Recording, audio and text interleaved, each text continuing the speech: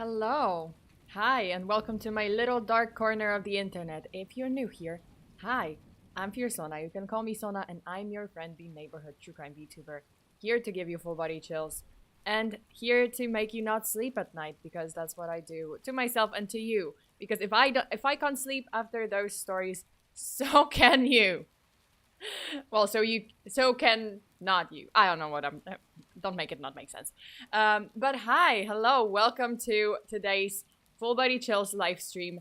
Let me just say, I'm really happy with yesterday's stream. Was it yesterday? Was it yesterday? Yeah, it was yesterday.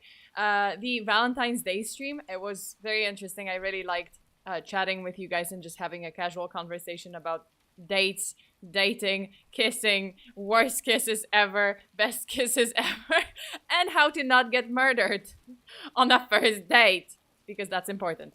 Okay, hey Sona, ready for the spooky? Yeah. If I can't sleep, no one can. Seriously, yes, this is the idea behind this series. Basically, I read scary stories found on the internet, and later I am not able to sleep. But if I'm not able to sleep, you are also not able to sleep because I don't allow it. You have to suffer a little bit with me. But yeah, well, looks like Sona is my energy drink to keep me up at night. I like that. I like the sound of that. I'm really happy with yesterday's stream. I am very happy too. Like I really enjoyed just chatting with you guys, and then a little karaoke. I did have another plan, which I think I'm gonna save for another day. But you know, I was going to. No, I'm not gonna reveal it because I kind of want to save it for another stream. And then the conversation was just like so enjoyable that I completely forgot, and I just wanted to like, oh, you know.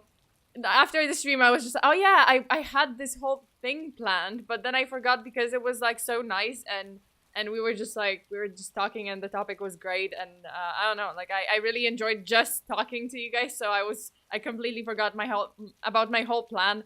I was honestly like I was close to forgetting about karaoke too. But then I think Tyrant reminded me, so I was just like, oh yeah, I was going to do karaoke, but then there was like this whole other thing. That I'm just gonna save for another day. No sleep allowed? Got it. You're gonna make us scared. Oh yeah. I do have some scary stories today.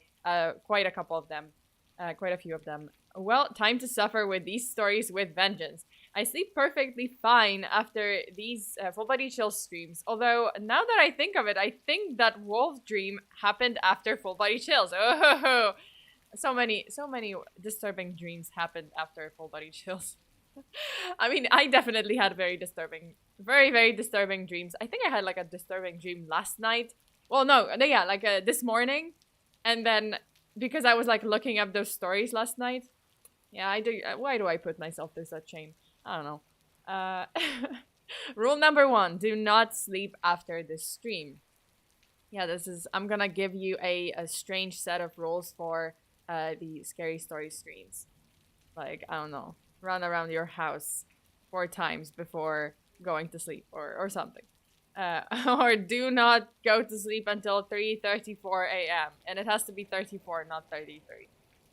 Bring on the creepies. Yeah, wow, first live stream. I'm kind of scared. Hey, edits.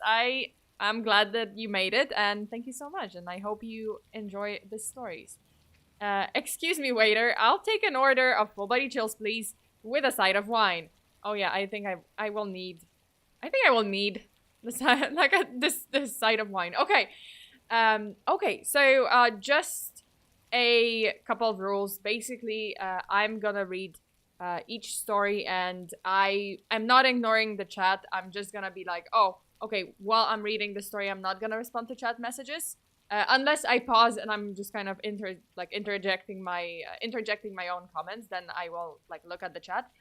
If there is a donation, I'm also not gonna I'm not ignoring it. I'm just gonna wait till the end of the story. So just so you guys know, and hey, if you want to send your own stories, you can do that by sending them to my official email, which is fearsonaofficial at gmail.com. I don't know why my brain just buffered, and it was just like, wait, what is it? What is the at mark called?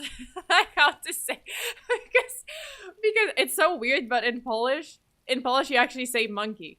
Like that symbol is monkey. It's called monkey for some fucking reason. Who I guess it's the tail or something. I don't fucking know. It's weird. Polish is weird. I come from a very strange country. Strange realm. One might say. Never sleep, never sleeping. Yep. Okay, so is you gonna voices what? Are you gonna do voices for the stories? Not exactly. Like I just read it the way I wanted to read and wanna read it, and I'm not really good at like voice acting, so I just read it the way I do, and it's fine. And I think people don't mind. The monkey and the ad equals monkey in Polish. What the fuck? Yeah. Yeah, it does. It actually does. Like I don't know why, but yeah, if I said my email, like, oh, FEARSONA official, I would say like FEARSONA official monkey gmail.com. That's so weird. And then Rabbit, welcome. And hey, if you are lurking in the shadows in this stream, please do stop by the chat just to say hi, and then you can go back to lurking. You don't have to say anything else. You can just send an emoji. If you are here, if you're listening, just send in hi, and then you can go back to lurking in my little dark corner of the internet. Well, that's okay. You got a very sexy voice. Hey, I do, if I may say so. and then I go on and speak crow like that's my very sexy voice. So now is this officially a monkey? Confirmed. Yeah, in a way. Yeah, sure. Sure. No, it's just a Polish language.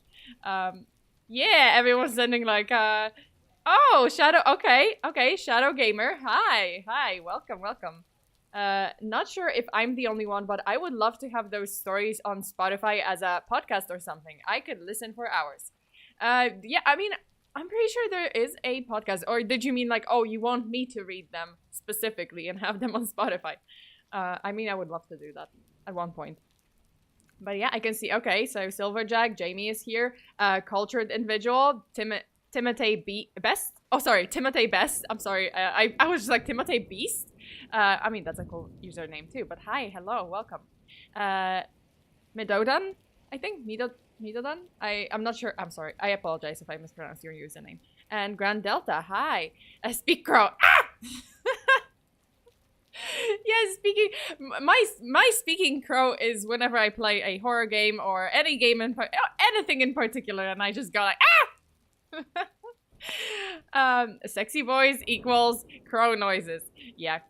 Wait, are you either a crow or a monkey? Evolution is weird. I am everything.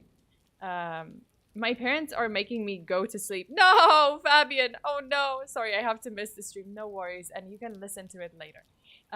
Taylor Swift. Oh, Taylor is in my chat. Oh, okay. I feel very honored. Hi, Sona. Just sub to your Patreon. Wow. Okay. Thank you so much. Jesus. Okay. I mean, you guys. I always say like, hey, sub to my Patreon if you would like that additional content, but please don't do it if you're not financially able to. And also, there is plenty of free content as well. So I appreciate every single one of you guys. Like, if you support the channel, I greatly appreciate it. I just want to make sure that, each one of you guys, like, is able to, and you're not straining your finances. So, just so you know, it's okay. And I'm super happy when you tune in for streams here on YouTube and sub and, watch the free stuff too. But yeah, I appreciate a lot, each and every one of you. Okay, let's not get too sappy, because it's time for the spooky content. The angry mob grows every day. We grow strong. Together we stand. Sona is Batcat Monkey Crow. Oh my god, I'm a mix. I'm quite a powerful mix. Nightmares? John, wait. Valenzuela? I'm sorry, did I pronounce it correctly? I always get nervous when I pronounce people's names. Wait. Gideon, hi, hello. And then, time for spooks. Yeah, time for spooks. Okay. Let me get to the first story. So the story is titled, My son asked me to check the closet for monsters. I didn't need to. I recently went through a pretty nasty divorce, but I got the only thing that mattered out of it: full custody of my 4-year-old son. Lost nearly everything else in the process, so we had to relocate to a new house with barely any luggage or furniture. Truly, a new start. I heard him call for me during our first night at our new home. It was a little after midnight, I think. I went to check on him to see what was wrong and sat by his bedside. He was wide awake and asked me to check the closet for monsters, which wasn't surprising given the circumstances. I mean, he's just a little kid, and without even taking into account all the crap he's been put through, thanks to my shitty marriage, moving into a new, unfamiliar, barely furnished home must be a lot to take in for someone his age. And you know how they say that your brain always stays half awake when you're sleeping in a new environment, right? That's all pretty much what went through my mind in a flash as soon as my son spoke. It was no big deal. It was all normal, I thought. But something else almost immediately clicked inside my brain. Before I even got to look at where my son had pointed to while he made his innocent request, something was wrong. I turned my head and looked, and it took everything I had in me to not give in to fear and terror, all for the sake of my son. When you become a parent, you have to protect your children no matter what, always putting yourself in harm's way if necessary and spare them any and all kinds of things that might hurt them. That's why I didn't freak out. I couldn't. Not when we had barely just started our new life. I had to protect him. And at that point, as I sat on his bed, I only knew one thing. We had to leave the room. We had to leave the house immediately. "All right, champ. Of course," I said, faking bravery. Then I made a request of my own as I lowered my voice and got closer to him. "Hey, how about you step outside for a minute? If there's a monster in there, I'll just have to kick its butt all over your room." He chuckled and said, "Okay." I made sure to put some extra emphasis on the word "but," because it's something that always cracks him up when I say it. Fortunately, he got stuck on that and not the fact that I was indirectly admitting to the possibility of there actually being a monster. As soon as he left the room, my mind raced as it started to put together the best and most efficient route to take him out of the house while picking my car keys and phone on our way out. When I heard the closet door slowly creaking open behind me, I knew it was time to go. I jumped out of the bed, exited the room, and grabbed my son. We were out of the door and inside the car and moving in under a minute. I told him I couldn't sleep, so we were going for some ice cream to celebrate. He was a little taken aback and asked, "Celebrate what?" To which I replied, just us two together. I love you, buddy." It was by no means a lie, but I just had to make sure that he was all right and wouldn't think of anything else as we literally fled our new home. As I mentioned earlier, the house was a new environment for the both of us.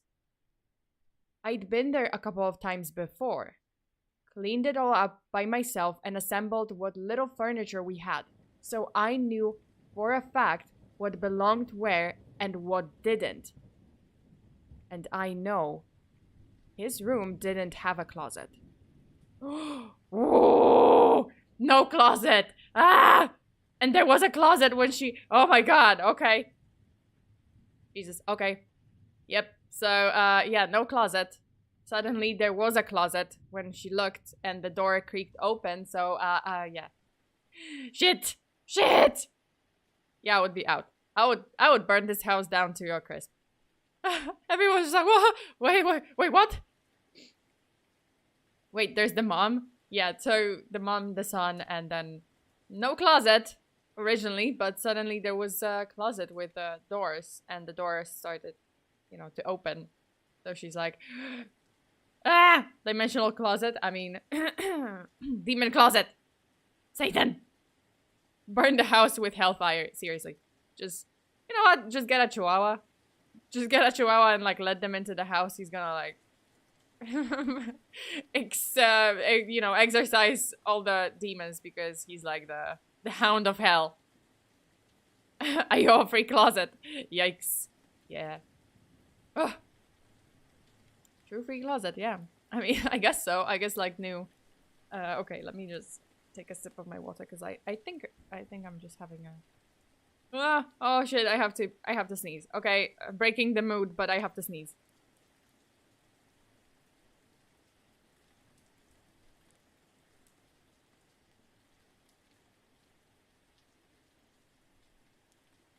Sorry, I had to sneeze, and yeah, I had to turn off the microphone. I'm pretty sure I spat on my microphone. Whoops. Okay. Well.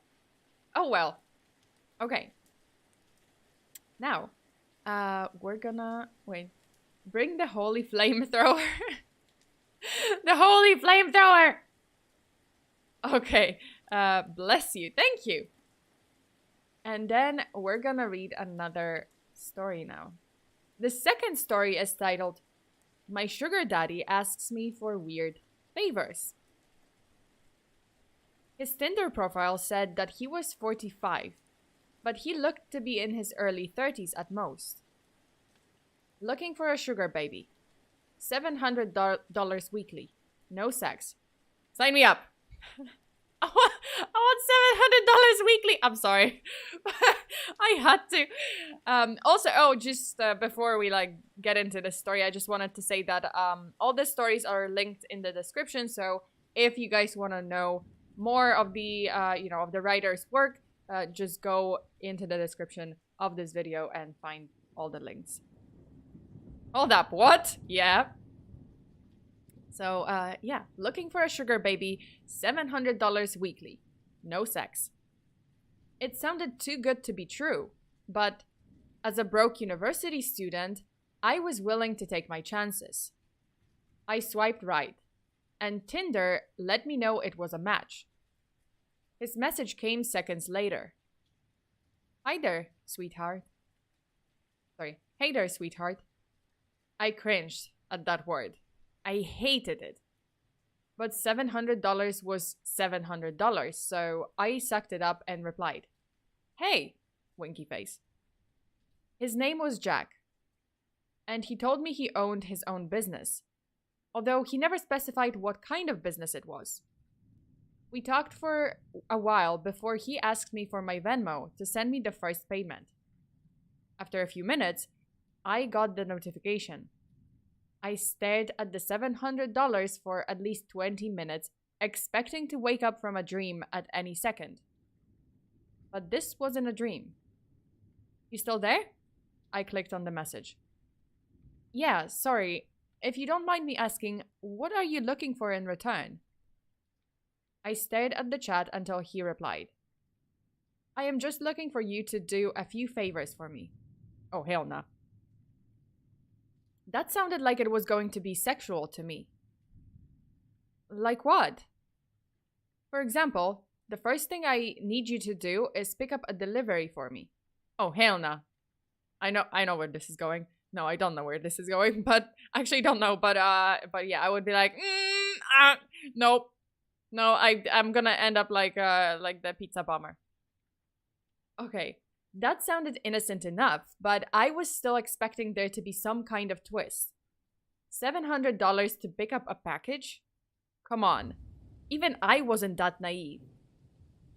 From the post office or something? I messaged. No, I'll send you the address. But I would rather not do this through Tinder. You got Kik? Or you can give me your phone number. Kik? What was this? 2011? What the fuck is Kik? You guys, do you know what what kick is? I don't. Am I too young for this? I have no idea. Like, am I too old for this or too young for this? I have no idea what kick is. I mean, 2011, so I assume, like, I mean, I was around, but you guys gonna favors? Nope, nope, nope, nope, nope. The meeting rope is just like, nope, hell no. No, I'm just like, no, petty nope. If this isn't, you know, that, it is most definitely something to do with the mafia, like drugs or something. I don't know. But yeah. Wait, what is Kik? A messaging app. Okay, I guess. Oh, that explains a lot. No, K-I-K. That's, yeah. Kik, like K-I-K. Literally, I don't know what the fuck is Kik? Okay, I need to know. Oh, it was a messaging app. Kik Messenger. I think it was before. Oh. Kik, a mega red flag. I have no idea. Okay, so let me get back. Usually to me it's like how hard liquor can hit you while Kik. Okay, let's get back to the story.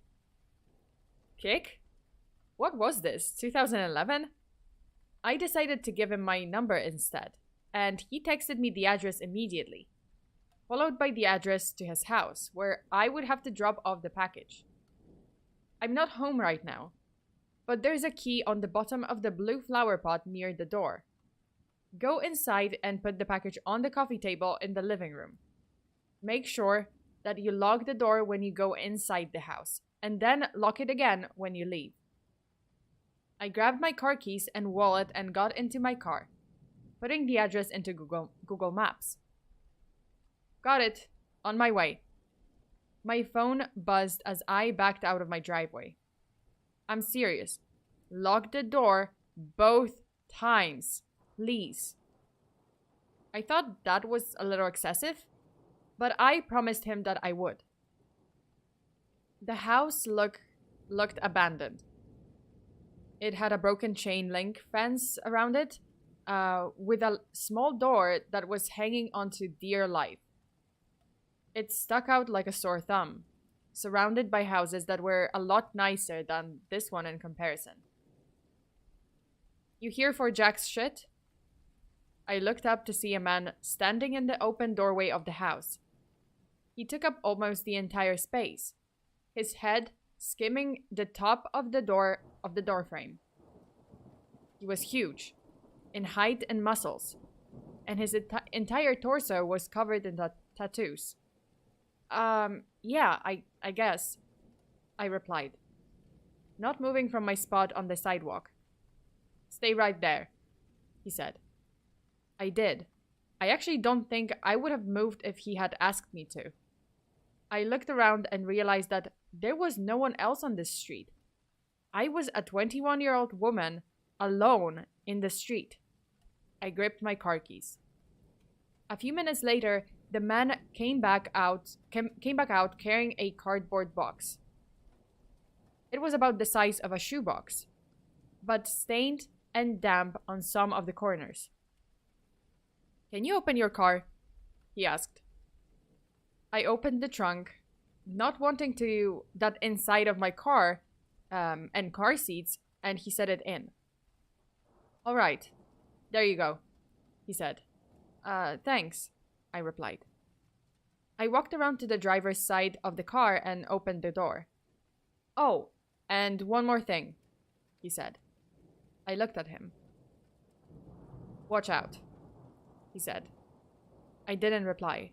I blasted my music as I drove to Jack's house, hoping it would drown out my anxiety. It didn't. I parked my car in the stone driveway and stayed inside the car, admiring the house. It was a huge house, with stone pillars on the front porch and the greenest grass I had ever seen in my life. I turned the car off and got out. I grabbed the package and walked to the front door, getting the key from where he said it would be. I opened the door and stepped in, closing it behind me. I thought about what Jack said, about locking the door when I got inside. I thought that was a little overboard, but as I stared at the closed door, something made me reach out and lock it. I walked inside, my feet cushioned by the thick maroon carpet, and admired the inside of the house. All the furniture was wooden and looked incredibly expensive. I would probably finish school a dozen times with the money that it took to furnish this place. I set the package down on the coffee table, and as I walked back to the door, I heard a phone ringing from somewhere inside the house. I froze. In my pocket, my phone buzzed. I took it out and looked. Don't answer any calls that aren't from Marvin. I put my phone back and followed the sound of the phone, poking my head into a few other rooms before I found it in the office. I walked over to the desk and looked at the caller ID. Incoming call from Jack. That was odd. I grabbed my phone to look at the message again. I was starting to get a little bit creeped out, and I decided I wouldn't answer, just to be safe, and left the house, remembering to lock the door as I left. I've done a few more favors for Jack since then. I drove a BMW to a random park in another city, only to get out and drive a different car back to Jack's house. He had me meet one of his quote-unquote employees at lunch, who then gave me a briefcase to deliver to the first house I had gone to and told me he would know if I looked inside. On several occasions, he asked me, it's a devil. I'm telling you guys, it's a demon, Satan, devil, I don't know. But it's like it's something from the fiery pits of hell. 10th circle of hell. Just a commentary. Okay. On several occasions, he asked me to drive down to that same house and stay with the guy, whose name was Julio, for a certain amount of time. In total, I've made around $3,500. Most recently, Jack asked me to stay in his house overnight. I woke up to a text message from him. I need you to spend the night at my house. I hadn't ever seen him in person, but I had talked to him on the phone a few times. He proceeded to tell me he would pay me $1,000 to spend the night at his house, provided that I followed a few rules. I'll be like, nope, I'm okay. I drove to his house that evening. The driveway was empty. And it normally was, but the porch light was on. I walked up, unlocked the door, went inside, and I locked it again. Everything in the house looked the same. Jack had told me over the phone that he would leave the list of rules on the dining room table. I set all my stuff down in the living room. My bags looked like garbage compared to the fancy furniture in there. Yeah. Poor people's life. I mean, same. I would probably look very misplaced in that kind of place. But okay, yeah. Okay, I wandered to the kitchen and then to the dining room. Sure enough, there was a piece of paper on the wooden table, held by an empty glass. Lock the door when you come in. Only answer calls from Marvin. Don't turn on any faucets between 9 p.m. and 11 p.m. Don't open the door for anyone, no matter who they say they are, after 10 p.m. If the door to the closet at the end of the hall is open, sleep in the library. If closed, sleep in any of the bedrooms. The gardener comes at midnight. If he starts knocking on the windows, hide. Turn the TV on and let it play on static through the night. Do not forget to do this. Oh, hell no. Help yourself to anything in the fridge. I'll pay you in the morning. Good night. I made sure to follow all the rules. To be honest, I was regretting my decision. But seeing as I was already here and I was getting paid, I decided to stay anyway. I figured as long as I followed all the rules, I would be perfectly fine. Still, it felt a little odd. What was this? A haunted house? No, a possessed house. Nevertheless, I lounged around the house for a few hours, and as I was planning to go to sleep around 9, since that's the time that all the weird shit would begin to happen, at 8:50, I brushed my teeth using the faucet for the last time before 9. I checked the closet in the hallway, and upon seeing that it was open, I moved my stuff into the library and got ready to sleep on the couch. I locked the doors just in case and laid on the couch, scrolling through my phone. I hadn't gotten any more messages from Jack, and as I started to think up scenarios and reasons as to why he had such strict, peculiar sets of rules in his house, I had dozed off at some point because at exactly 10:16 p.m. I was woken up by the doorbell ringing. I was about to get up to check, but then I remembered the rule. Don't open the door for anyone, no matter who they say they are, after 10 p.m. I stayed on the couch, trying not to move, paranoid that they would hear even the slightest sound. It's the police. Open up. I didn't move. Hello? It's the police. Open up or we're coming in.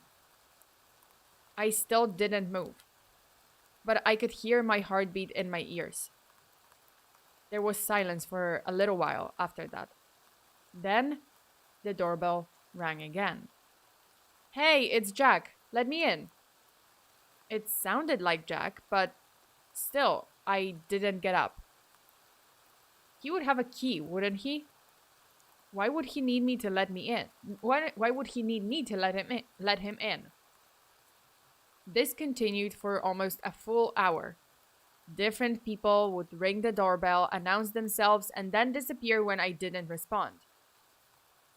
I was finally able to fall asleep, and the gardener never came. When I woke up the next morning, I heard someone in the kitchen. I got up slowly and unlocked the door as quietly as possible, taking my phone with me and walking across the living room and into the kitchen. I stopped at the entrance and peered in. It was Jack. He was standing in front of the stove, stirring something as the coffee machine brewed coffee on the counter behind him. Hey, good morning, he said when he saw me. Hi, I replied, nervous. I hadn't seen him in person before, but he looked exactly like his picture online. Scrambled eggs? He asked, motioning to the pan with a wooden spoon. Yeah, thanks, I replied, walking over to take the plate from him. I ate my breakfast and drank some coffee in silence. So, how was it? He asked. It was okay. Nothing super freaky happened, I replied. Cool, he replied. Oh, great, cool! Thank you, Jack. Thank you, Jack, for giving me a night of, heart attacks. And just saying cool. I'm sorry, I'm getting too roped in. I'm getting too emotional about this. Alright. This, at least he wasn't a catfish. I mean, at least that. Bacon says, this sounds like one of those security night shift story with all the rules and stuff. Yeah. Cool. Swing on him. Seriously. I kid you not. I would be like, you know what? You know what? I'm gonna grab. Bye. I'm going. No money is worth it. Wait, hasn't Sona read this before, or is it just a story I've read before? Maybe it's a story you've read before because I haven't read this. I don't think I've read it. I'm pretty sure about this one. I've read other stories that had a set of rules for night shift or airplane or something like that. I've read those kind of stories. Okay. Sorry, I got kind of pissed off by this story. Okay. There was an awkwardness in the room. I think I'm gonna go now. I have class. I trailed off. I didn't, but I really wanted to get out of there. Oh no, yeah, sure. I'll talk to you some other time, he replied. I grabbed my stuff and he walked me to my car. I could see him standing in the driveway staring at me as I left. When I got home, I unpacked all my stuff and noticed that I still had the list with me. I sat on my bed and read it again. I felt my body tense up as I realized that I had forgotten something. Of course she did, god damn it! Okay. Turn the TV on and let it play on static throughout the night. Do not forget this. Turn the TV on and let it play on static throughout the night. Do not forget to do this. Do not forget to do this. I stared at the words on the page until they lost meaning. Beside me, my phone buzzed, snapping me back to reality. It was the $1,000 payment. I looked at my phone and then back at the list. Maybe it wasn't an important step. Of course it was! You're gonna die or you're in hell already. As I was thinking this over, a text came from Jack. I'm not in town right now. I should be back next week, so you're free from running any more errands for me until then. Just send the payment. Go do something fun. I stared at the message and read it again. And again. And once more for good measure. I am not in town right now. I thought back to this morning and how Jack was in his house. How he gave me breakfast. I am not in town right now. Within minutes, a new text came in, this time from a number that I didn't recognize. Did you forget to do something? The text was followed by a picture of Jack, or whoever this version of Jack was, standing in front of the TV. I didn't respond. Next came another picture. This one was of the outside of my house. It was followed by another text. Watch out. Ah! Oh no. Ah! Okay. There is a part 2 to this story. So if you guys want to know how the story ends, just, follow the link in the description and support the writer. And you can see how it ended. Or it didn't end. Ah! Ah! That's terrible. Oh, this is terrible. Okay, so I have heard this story. Could have sworn I heard it here. I definitely had some similar stories, but I've never read this story. Ah, he was a catfish. He was a catfish. Ah, the call is coming from inside the house. Oh, Jesus. Oh, fuck. No, nope. Seriously. Okay. Wait, let me, I'm having allergies, so sorry, I have to I don't know, I have to blow my nose. Apologies for a minute. I'm gonna be back in a second.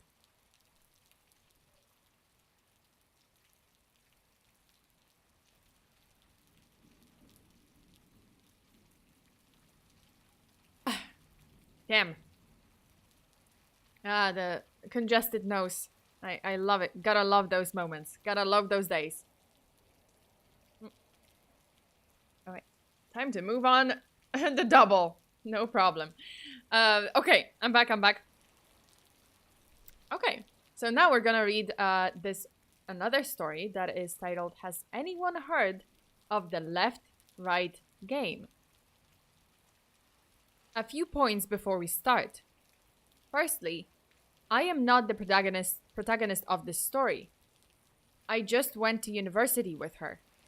And though she went on to become a professional writer, I most certainly did not. She'll be taking over from me further down, but until then, please forgive my slightly awkward delivery while I give you guys the necessary context. Secondly, I don't know what you will make of the following events, and I'm sure many of you might consider it all some sort of hoax. I wasn't present for any of what transpired in Phoenix, Arizona, but I can vouch for the person who wrote the following logs. She is not and has never been a fantasist. Okay. So I once knew a girl called Alice Sharma. She was an undergrad at Edinburgh University, the same time I was. My educational poison was history, a degree which has greatly benefited my career as a bicycle repairman. Alice Sharma studied journalism, though perhaps studied isn't the word. It's not an exaggeration to say that she lived and breathed she lived and breathed the subject. Editor-in-chief of the campus paper, a recognizable voice of student radio. She was frustratingly tunnel-visioned, and she was a journalist in her own right before anyone gave her a professional shot. We met at student halls and became friends almost immediately. Wait. An endearing waster trying to stay off his parents' farm and an intrepid, ambitious reporter may not seem the most obvious pairing, but I learned not to question it. She was inspiring and smart, and she proofread all my essays. Yay! I'm not too sure what she saw in me. We were eventually flatmates down in London while she chased her dream and I chased my tail. Oh, sorry. I had to laugh at that a little bit. I was like, yeah, she chased her dreams. I chased my tail, whatever. She got a few jobs here and there, but nothing befitting of her skills. After months of fruitless internships and rejections, Alice called a flat meeting, telling us that she was moving to America, accepting a position chasing stories for National Public Radio. The job had come out of the blue, the result of a Hail Mary application she thought had been dismissed out of hand. We threw her a bittersweet going-away party and put the room up for rent. That party was the last time I saw Alice Sharma. She dropped out of contact a few months after her departure. Complete radio silence. I assumed she was just busy, so I carried on with my small but happy life and waited for her to pop up on television with some important words below her name. Chief correspondent, senior analyst, something like that. The radio silence was broken last week, and for reasons you will glean further down, I'm less happy about it than I would have thought. Arriving home from work, I found a lone email in my otherwise bare inbox. An email that would later be described as suspicious by my tech-literate friends. Despite being born in early 1990s, I didn't own a computer until uni, and I've missed several important lessons in the world of cyberspace. Okay, that's kind of like unrealistic. Like, I was born in the 90s and I had a computer by, 8 years old. Like when I was 8, I got my first computer and yeah, I didn't use it. But like by middle school and like high school, it was just like normal. Like what the fuck is this guy talking about? So I can tell this was written by a younger person because it's just like, oh, I was born in the 1990s. I didn't know what computer was and I couldn't use it until university when I was 20. I'm like, bullshit. Okay, 1990s, you ain't that old, okay? It's suspicious. It's a trap. I can tell this was not. Yeah, right? Right, I'm just like, 1990s? Like, what is it? Like, maybe if you were born in, like, 1970s, maybe. But even then, people use computer. Okay, yeah, 70s, 80s. Okay, fine. But, like, come on. Ditto here. Got a computer at a young age. Yeah, same. So I don't understand, but okay. Fine. Maybe he was, okay, benefit of the doubt. Maybe this person just was, like, refusing the technology for the longest time. Suspicious story. Sus. Look at me, I'm Sona. I got a computer at 8, man, I'm jelly. You gotta understand, this was like a very old computer, like desktop, with the screen. There were no flat screens back then. Like when I was 8, there were no flat screens. There was just like a bulky ass monitors. And like, I mean bulky. They had like the bulky butt. It was terrible. So now not everyone got a computer super young. From 95, also got a laptop when I was like 9 years old. Yeah, it's like, it's the same. But no, for me it was just like, yeah, I got the computer, like a desktop, and it had like, it wasn't a laptop, it was just like a bulky ass, you know, everything computer with like Windows 95, 98? 98. Sorry, 98. It was like Windows 98 at the time, I think. Yeah, I know. They had a computer, but they were big as fuck and quite expensive. Yeah, they were like super expensive. I think I got mine, like oh god. I got like a lot of money for like this one occasion when like, it's kind of like the first communion. Cause like in Poland it's a big deal. You know, like I went through first communion and it's like, oh, all relatives just kind of give you money. So I kind of like collected like a lot of money. It got a lot of money, so I paid for the computer, but it was like, it was pricey. I remember mine was like 30 pounds and looked like a giant box. Was also loud when you, oh yeah, absolutely. Like you couldn't stay up with the computer on, because like you know, everyone could hear it. Also the windows, oh god, the Windows sound. So loud. Oh my god. The opening sound and then the closing, like when you were shutting it down. God damn, you couldn't be like, oh my god, my parents would be like on my ass. You know, because the computer was just like sounded like a Vesuvius, you know, like a volcano.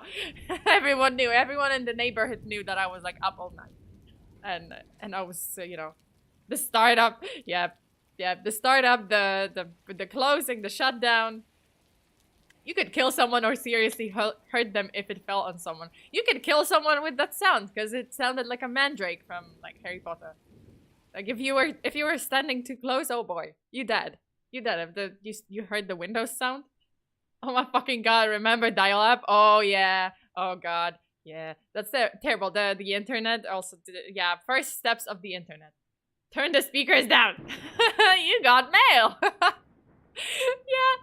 Oh my god, everything about that computer was loud, bulky, heavy. I don't know, this computer is something you turned on, I don't know, you wanted to play cards and it just started sounding like a huffing fucking kraken. Because it couldn't handle it. Also the floppy disks.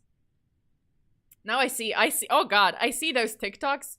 Like TikToks or YouTube shorts where someone is standing in the, like, oh, you know, like those interview kind of shorts, TikToks, and some Gen Zers like standing in the university. I'm sorry for but like some younger person than me, standing in like a university campus, and they are holding a floppy disk, and they're like so smug. They're like, oh, I'm gonna ask people if they know what it is. They're like, do you know what it is? And everyone's just like, no, I don't know.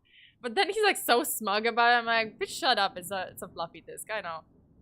Those babies like back in the day were just like, oh, you know, barely 10 megabytes or something. And we were like, whoa! If you had a floppy disk that was like more than 10 megabytes, jeez, you're rich. You're living in the future. You literally got CDS in the mail for free. Yep. For AOL. Oh yeah. Okay. Yeah. Maybe it's like a different, it was a different system in Poland, but yeah. How did I know that was a dial-up sound? Not gonna lie, that old space pinball game was the shit, yeah. Oh, I loved the pinball. 5 megabytes, yeah, like if you had it like 10 megabytes, oh boy. Like when the bigger floppy disks came out, Jesus, you were rich, my friend. I still have my PC from 99. 99, what? 99? Jesus. Oh, you still have it? I guess, yeah. Like, I guess if it works. It's like, I mean, you know, like, if it doesn't work, it doesn't work. But, you know, some nostalgia. Okay, I remember the first computer we had was an old Apple computer. And yes, I have fond memories of those floppy disks. Yeah. Mom, I need to use the internet. Please don't use the phone. Oh, this is so real.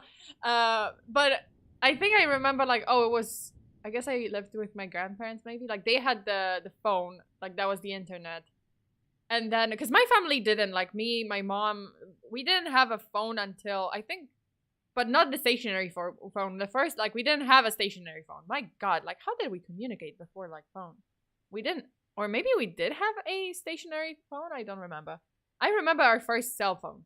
It was like a banana because it was yellow. It was like Alcatel phone, and it was yellow. I kid you not. Wait, okay, I have to show it to you guys because it was such a brick. Phone yellow. Oh yeah, found it.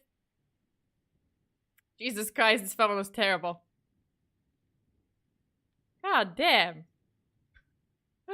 Why? Wait, I gotta show it to you. It's beautiful. It's beautiful. This was my family phone. The first cell phone. Alcatel, yeah. This was the first cell phone my family had. The first cell phone we had. That was it. That's how it looked. It was a brick. It was bulky. This was the screen.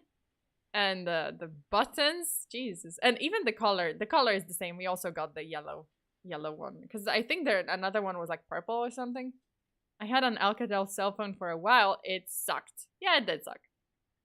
Did we even finish this story? No. No, because I got into this conversation. It's so interesting. But yeah, this is you know, lol. It looks like a calculator. It does. It does. Like that was literally my family's first cell phone, and it was obviously like it wasn't my cell phone or anything. It was like one cell phone for the whole family. It looks like a calculator. Like this is a Nokia's cousin. Yeah, that's hideous. Yeah, it is. It is. It was a terrible phone. Like it looked terrible and it just like didn't make sense. But yeah. Hi Katsuya. Wait, okay. Rotary phone. Now that takes me back. Whoa, I think my grandparents had the rotary phone. I vaguely remember that they had it. Definitely my grandma had like a rotary phone. And hi Maisie. Hi. Thank you so much for tuning in. It's fun talking about this stuff, not gonna lie. Okay, but we're gonna get back to the story. Okay. So despite being born in the early 1990s, I didn't own a computer until uni, and I've missed several important lessons in the world of cyberspace. Lessons like don't call it cyberspace, yeah, for example. Of course, and more importantly, don't open emails with no text, no subject, and no sender's address. I realized most of you would have deleted this anonymous blank email immediately. My friends certainly would have, but beyond my basic ignorance about online safety, something further compelled me to open it. The only thing of substance in the entire message was a zipped folder, labeled left, right, AS. Also, if you see a zipped folder in your email, unless you know who it is from, unless you are expecting a zipped folder, don't open a zipped folder in your email, because that's how you destroy your computer, and that's how you lose your credit card information. Yeah, you know, just food for thought. So the zipped folder said left, right, AS. I don't have to explain what I was hoping those final initials stood for, so Alice Sharma. Opening the zipped folder, oh my god! Immediately, mistake. Opening the zipped folder, I found myself staring at a stack of text files. Each one titled with a date, continuing sequentially from the very earliest file, okay. 7th of February, sorry. I had to like, my throat just went, eh. Okay, so each one titled with a date continuing sequentially from the very earliest file, which is the February 7th, 2017. I've since read the files a few times and shown them to some friends. They don't know what to make of it either, but they certainly aren't as concerned as me. They think Alice is just in a creative writing phase, and if I didn't know her, I'd have to agree. But the thing is, I do know her. Alice Sharma only cares about the truth, and if that's the case with these files, insane as it may sound, then it's very possible my friend has documented her own disappearance. The people who suggested this forum said you discuss the strange occurrences, etc. If you guys have come across anything to do with the below or know any of the people involved, please send any information my way. Has anyone here heard of the left-right game?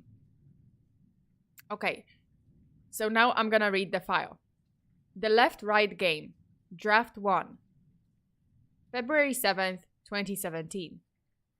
They say great stories happen to those who can tell them. Robert J. Gothard is an exception to that rule. As I sit at his table, sip his coffee, and listen to him recount the past 65 years, it sounds like he's reading off a shopping list. Every event, his first job, his second wedding, his third divorce, none of them receive more than 1 or 2 sentences. Rob plows through the years. The court, the dispassionate curator of his own personal history. Yet the story itself is so fascinating, so rich with moments, and so wildly meandering. Meandering. I don't know how to read that word. That it somehow stands on its own merits. Yeah, don't come for me. Don't come for me that I can't read some words, okay? I'm not a native English speaker. Alright. Okay. It's a great story, no matter how you tell it. By the time Rob was 21, he'd gotten married, had a son, worked as a farmer, a mover, a boat engineer, and grown estranged from his spouse. Here's him talking about that. Rob. Of course my wife started to get dissatisfied. I was away a while. Alice. For work? Rob. Vietnam. Alice. You were in Vietnam? How was that for you? Rob. I ain't never been back since. That was everything he had to say concerning his first divorce and the entire Vietnam War. Rob had 4 marriages after that, and even more professions. After the war, he worked with a firm of private detectives, got shot at once by the mob. Then he became a courier, which is how a poor boy from Alabama got to see the world. Rob. I've been to most of the continents with that job. I've been to India. You from India? Alice. My mom and dad are from India, yeah. Rob. See, I could tell. He'd been arrested once in Singapore, after one of his packages had been found to be full of white powder. Oh, probably sugar. He spent 3 days locked up before someone got around to checking the substance. It was chalk! I know it! I was just like, sugar or chalk? It was chalk. A friend he made during his brief custody, Hiroji Sato, invited Rob to stay with him in Japan. Just getting over the breakup of his 3rd marriage, Rob took the offer. He stayed in Japan for another 5 years. Rob. The Japanese are good people. Good manners. But they got all these urban legends and ghost stories that Hiroji was crazy for. Spent all his free time chasing them down. Like, you heard of Jorogumo? I don't think so. Well, she's this... Oh yeah, Jorogumo. Okay, I know that one. Well, she's this spider lady that lives in the Joro Falls around Izu. Meant to be real pretty, but real dangerous. Hiroji took us out there to get a picture of her. Did you ever meet Jorogumo? Nah, she didn't show. None of them did. I didn't believe at all until we went to Aokigahara. Oh, the suicide forest! I know that one. You know, I lived close. I live close to you know, Aokigahara back in because it's in Shizuoka, and I used to live there. It's close to Mount Fuji. Okay, Aokigahara, affectionately titled the Suicide Forest, the next stop on Rob's adventure. It's an area of woodland at the base of Mount Fuji, a notorious hotspot for young people looking to take their own lives. Hiroji, Rob's ghost-obsessed jailmate turned best friend, took him to Aokigahara to chase Yurei, the ghosts of the forest. Well, not exactly. Yurei are not ghosts of the forest, but yeah, they're just like Yurei are usually like female ghosts that have something to do, like, I don't know, like usually a female ghost. That doesn't have to be like forest, but okay. Just you know, I mean, from what I know, I might be wrong. Looks like this stream isn't getting monetized. Well, it's okay. I don't really care if it's like demonetized or not. I just enjoy reading the story. So like if it gets demonetized, whatever. What's next? Teke Teke? Oh my god, Teke Teke is scary too. Oh god, not the suicide forest. Nippon! Spider lady, bet she got a spider cat. Spider cat, spider cat. Sona just poking holes in the story. I'm sorry! I'm sorry, I just have to... YouTube right now. Aggressive watching. I'm not gonna show anything or like... okay. This is just a story. It's a fictional story. It's not real. Did you find anything in Aokigahara? Well, I ain't gonna ask you to believe me, but I was a PI. Professional cynic. PI, professional cynic. Professional cynic. Even I can't deny there was a spirit in those woods. From that moment on, Rob's sentences start getting longer. A childlike excitement creeps into his voice. I get the distinct feeling we're moving beyond background, beyond Rob Goddard's old life and towards his new one. The one he wants to talk about, the one that led him to contact the show. Rob. It walked up to me through the trees. Looked like static you see on TV screen, but it had a human shape almost. Alice. Almost? It was missing an arm. It reached out to me, but I bolted out of the forest so fast. Hiroji never saw it. Holds it against me to this day. Hiroji had a good reason to be annoyed. Rob says that Mr. Sato had been going to the forest 2-3 times per year for 3 decades. To have a rookie come along and claim to have seen a yurei on his first trip, I'd be more than a little cranky. Well, okay, let me just interject here. Here's the thing. You gotta see that I feel like every time in a story like that or movie or something or anything, like any encounters, it's usually the person who doesn't believe that actually like sees something, experiences something weird. And the person who believes and who wants to hunt the ghost or like who goes somewhere and they're like, oh, I want to see a ghost, they're not gonna see it. Like it's usually like non-believers. Shit. I'm next. Oh, I'm already getting scared from this story. I can feel my stomach turning. No. Okay. But Rob didn't stay a rookie for a long time. In fact, it was in those woods that he discovered his current passion, the supernatural, or more accurately, the documentation and investigation of urban legends. Legends like Bloody Mary, the Jersey Devil, Sasquatch. Rob has looked into them all. Rob, I figured if one was true, then who knows how many others could be. Alice, how many have you proven so far? Rob, since Aokigahara? Ain't none of them had any proof to them, except for one. That's why I called you guys up. At this point, Rob can't hope to repress his smile. The left-right game appeared on a paranormal message board in June 2016. Only a few people frequently visited the forum, and of these regulars, only Rob took an interest in the post.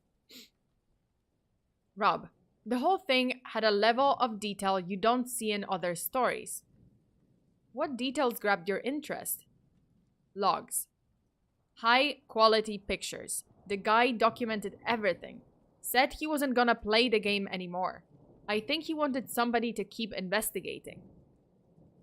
And you were that somebody. That's right. I set about trying to verify his information right away. And how did it go? Well, it didn't take long to realize the left-right game is the real thing. The rules of the left-right game are simple. Get in your car and take a drive. Take a left, then the next possible road on the right, then the next possible left. Repeat the process ad infinitum until you wind up somewhere new. The rules are easy to understand, but Rob says they're not so easy to follow. Rob, there ain't all that many roads where you can turn left and right and left and right and keep going. Most of the time, you find yourself at a dead end or needing to turn in the wrong direction. Phoenix is built on a grid system, so you can keep going left and right as long as you need to. Did you move to Phoenix for the left-right game? That's right. I try not to seem Haha. Okay. I try not to seem incredulous. Selling your house in another state, packing up and moving your whole life to Phoenix, Arizona, just to play a game you saw on the internet?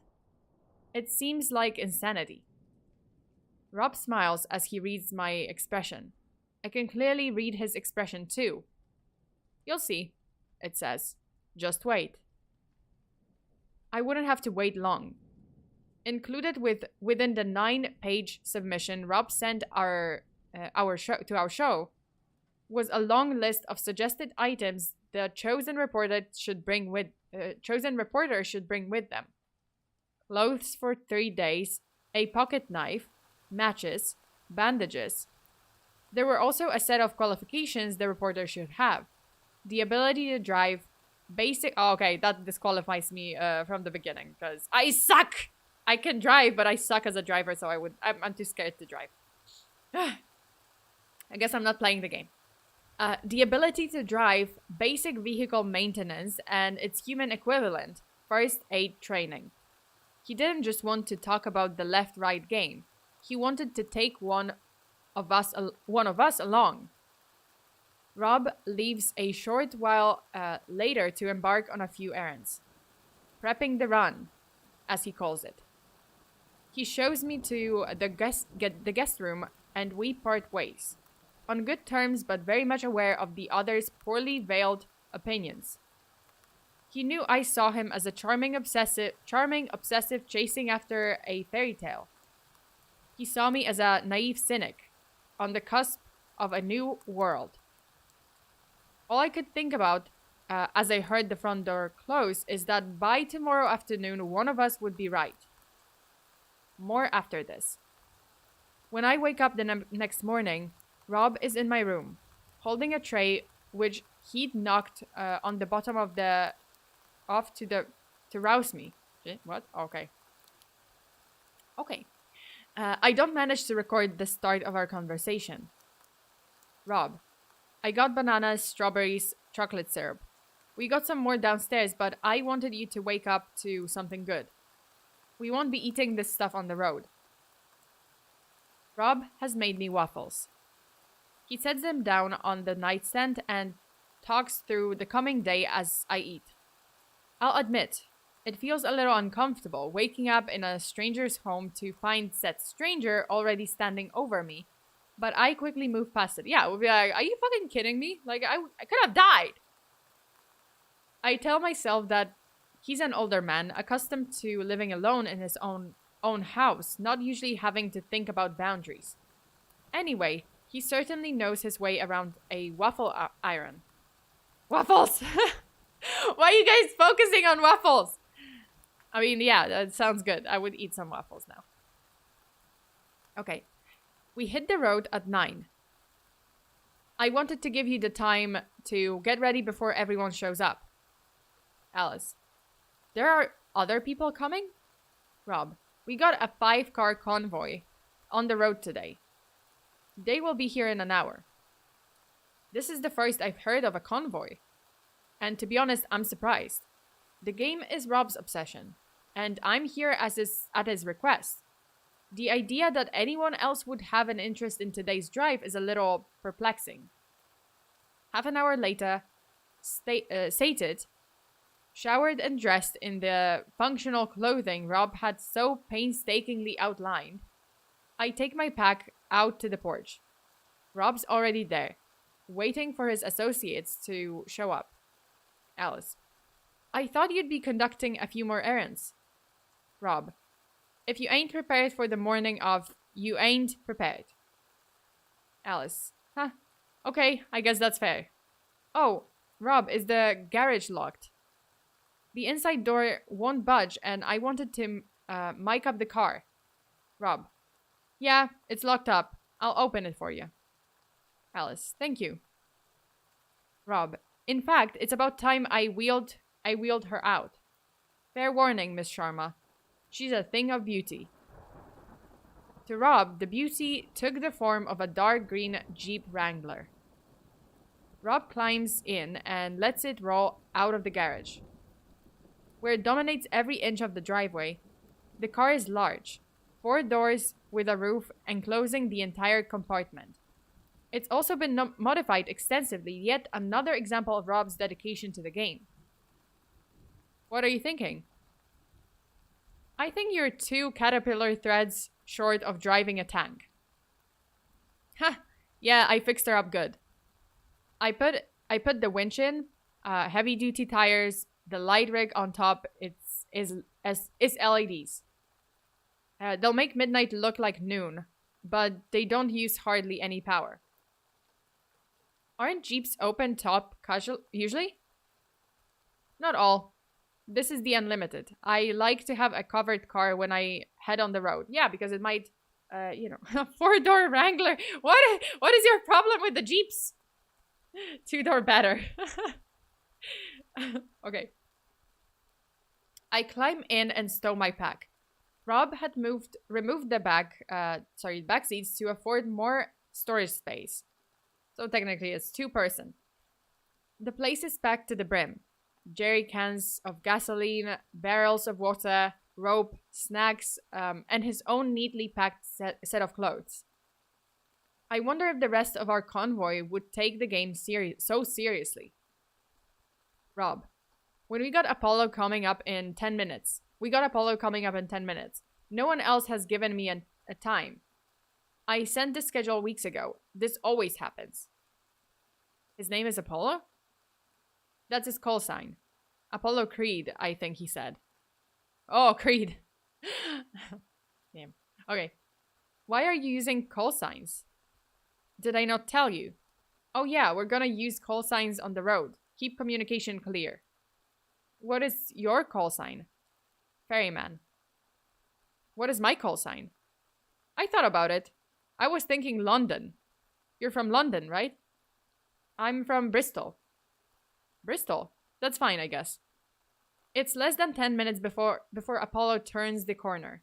Rob jumps out of his chair and paces briskly over to the edge of his property, as his first guest pulls up and steps onto the sidewalk. Apollo vaguely resembles his namesake, dark-skinned, tall and noticeably well-built, though it's clear he couldn't be less of a fighter. This Apollo Creed is all smiles and seems to be a penchant for laughing at his own jokes. How far have you come? Apollo. I've come out of Chicago. Took 3 days hard driving. Alice. And you know Rob from the forums? Everyone knows Rob. Rob's the god. And he laughs. Rob walks over to Apollo's car, gesturing him over to talk shop. Rob's clearly impressed with Apollo's choice of vehicle, a blue Range Rover packed to the ceiling with kit.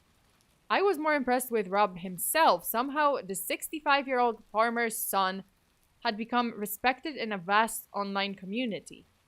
My dad is Rob's age, and he's just discovered copy and paste. Oh yeah, that's true. Ah. Okay. The rest don't take long to arrive. Two librarians from Minnesota. I always pronounce it like Minnesota. Two librarians from Minnesota, also around Rob's age, pull up in a gray Ford Focus. They are brother and sister, and they've shared ghost hunting as a hobby their entire lives. I find it hard to suppress a smile when they meekly introduce themselves as Bonnie and Clyde. Rob the God? Well, Rob is the ferryman. Okay. Clyde says, "We would have gotten here sooner. We had to drop by to get some blankets. Pleasure to meet you, ma'am." Alice, pleasure to meet you too. Clyde, would you be the journalist? Alice, that's right. Clyde, you used to write for the town paper, didn't you? He's talking to his sister there. She nods. Clyde is clearly the spokesperson from the pair, yet they both seem incredibly shy.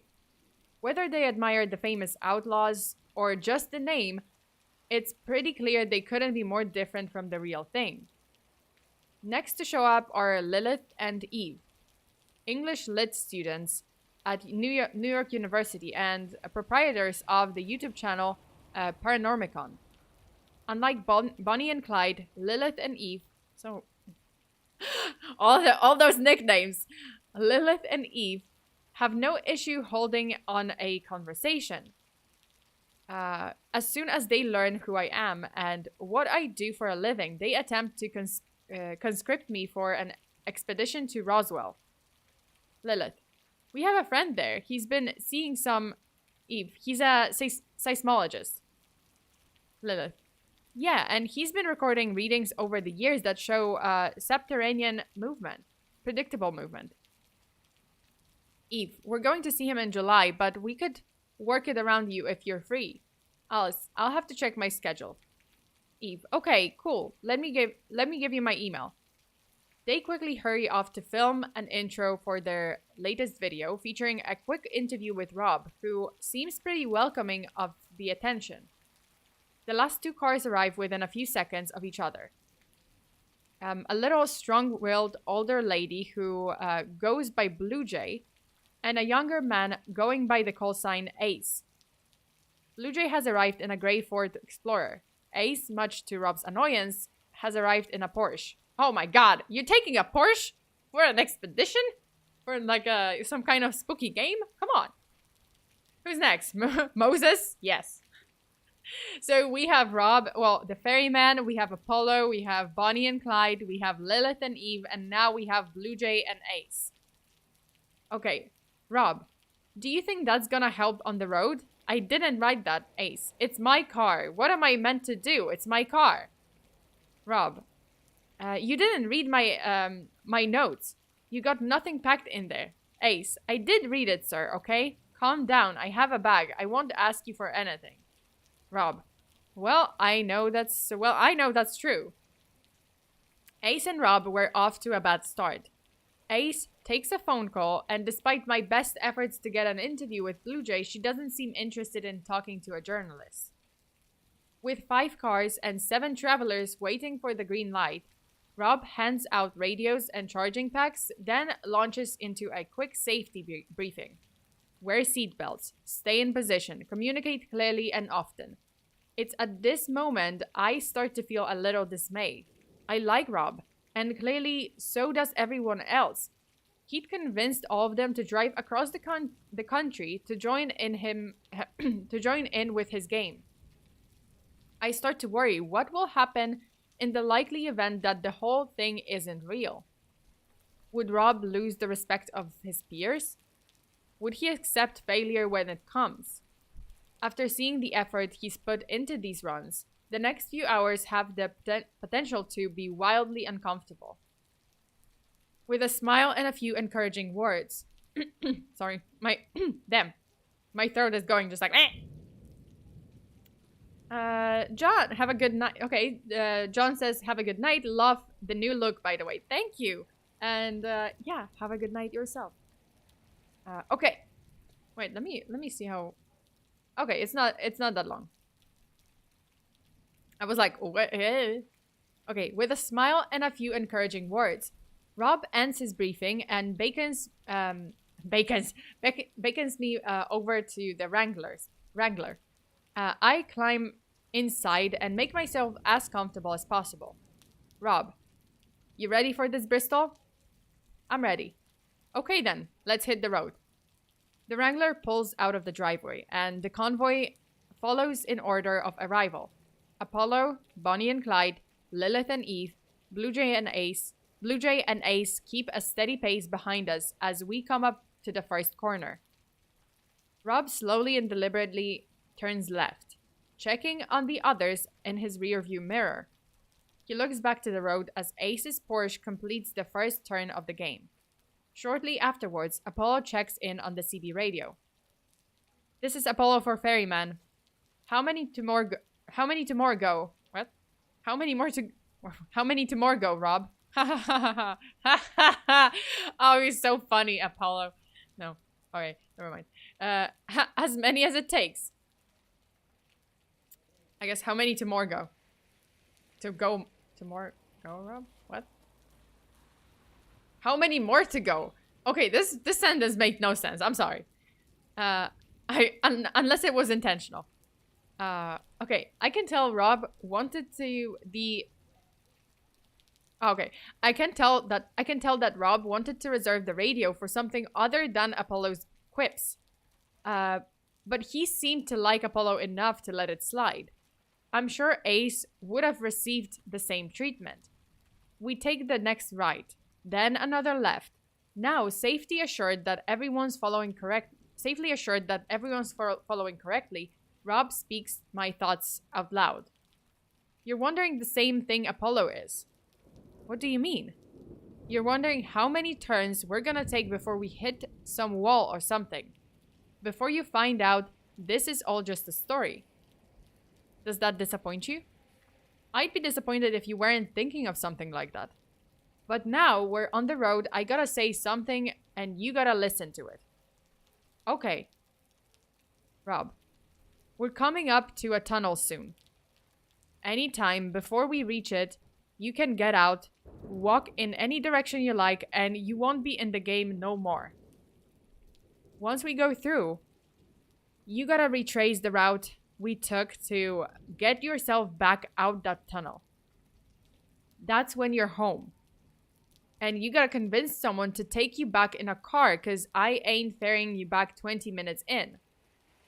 You got till the tunnel to skip out on this, understand? I understand. Though I have to say I'm getting a little nervous. Ain't nothing wrong with a little nervous. Okay, so she's got until the tunnel, and then if they go through the tunnel, like she can't really get out of the tunnel until she gets the same route they came here with. So like she would have to retrace the trail. But before the tunnel, she can go like whatever direction she wants to. Okay. We've taken 23 turns by this point. Oh, shit. Okay. We've taken 23 turns by this point. Already, I feel like we're traversing the city pretty effectively. Rob's heavily modified Wrangler solicits a few impressed glances from passersby, as well as several honks of respect from other Jeep drivers. Other than those few moments, everything seems completely indistinguishable from a regular morning drive. I even start to worry if there will be anything at all to this story. Reporter takes a drive with interesting man. Isn't exactly Pulitzer-worthy. Turn 33 leads us onto a short, unassuming street. A row of small businesses in a quiet Phoenix neighborhood. Liquor, secondhand clothing, tools, and at the end of the street, a little shop selling antique mirrors. 10 or so people shuffle along the sidewalk, smiling, talking, planning their weekends. The only lone person is a young woman in a gray coat. I briefly glimpsed at her at the end of the street, standing on our next corner. The back of her coat reflected in 50 old mirrors. Even from a distance, I can see that she's sullen, wide-eyed, and nervous. She shifts constantly on her feet, tugging at the button of her coat. I look away to write some notes as we roll down the street. When I look up again, the woman is standing by my window, staring right at me. She's smiling. A wide, unfaltering grin that seems almost offensive in its complete insincerity. Grey woman. Lambs at the gate. Hoping for something better than Clover. For something better than Clover. When all they find are things worse than slaughter. Alice. Rob, what's happening? Rob. Ignore her. Grey woman. He wanted to leave me, so I cut him out. The lake was hungry. It drank the wound clean. Alice. Miss, are you alright? The smile vanishes. It snaps from her face and suddenly the woman is furious. Grey woman. What do you think you're doing? Have you gone mad? I reflexively press myself back in my chair as the woman, wild-eyed and gaunt, slams her fists against my window, with every intent of breaking through. Grey woman. Would you dance down the lion's tongue? It will shred you, you whore. It will shred you down to your sins, you fucking bastard. Rob puts his foot down, and the Wrangler rolls defiantly away from the woman. As we turn the corner, I watch her as she watches. Her every movement cradled in abject hysteria. She yells at the rest of the convoy, bursting into tears when the last car passes her by.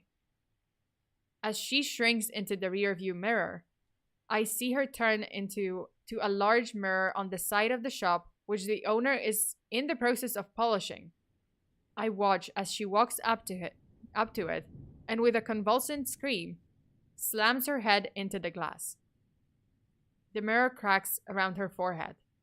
The owner jumps back in shock, and as the woman pulls her head from the mirror's surface, the fractured spider's web is dripping red. It all happens in a split second, and she quickly swerves from my view as we take the next left. Rob, what was that? She's there sometimes. On the street? No, on the 34th turn. Who is she? I don't know. She never acted out that much before, though. Must be a special trip. Jesus Christ, I'll be like, oh, hell no! I find Rob's lack of concern a little unpleasant, and his implication that this woman's ravings were the symptoms of an internet game leaves me more than a little perturbed.